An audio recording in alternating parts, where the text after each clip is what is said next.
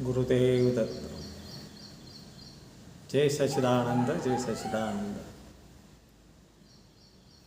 आपल्या स्वरूपाचे आपण ज्या स्वरूपा सच्चिदानंद, जो स्वरूप आहे चिदानंद रूपम शिवोहम शिवोहम, मीच त्या स्वरूपाचा आहे, मी त्या सच्चिदानंद स्वरूप आहे.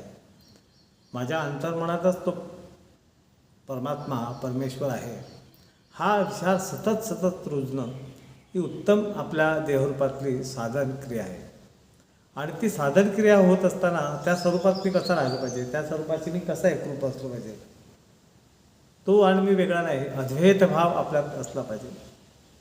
आणि क्षणोक्षणी त्याच्या आणि माझ्यात एकही क्षण त्याच्याविण जात नाही.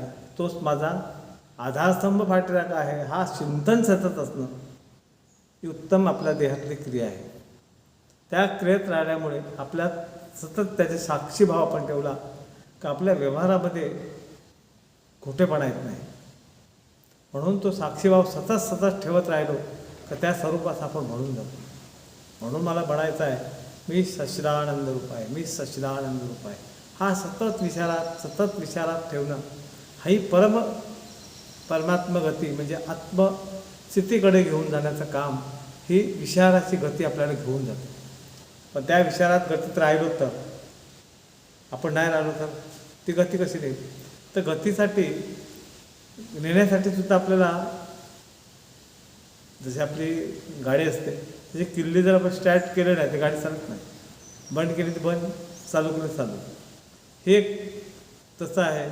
तसं आपल्या शरीरामध्ये जो परमार्थिक विचारधारा आहे ते असली पाहिजे. पण जर तुमची गाडी असेल, गाडीमध्ये पेट्रोल नसेल तर गाडी चालतच नाही. तसा तो परमात्मा माझ्यात आहे, पण ही जागृती आपल्याला असली पाहिजे. आणि ती जागृती असल्यामुळे आपलं सहज तो माझ्याबरोबर आहे. गाडीत पेट्रोल नसते चालत नाही, मग तो माझ्याबरोबर आहे हा विचार जर ठेवला तर आपला देहव्यवहार व्यवस्थित त्या स्वरूपाने चालतो. म्हणून त्या स्वरूपात मला राहायचं आहे, त्या स्वरूपाने गतिशील व्हायचं आहे. ही उत्तम गती आहे आणि म्हणून त्या गतीने जाणं हे उत्तम मार्ग आहे. गुरुदेव दत्त.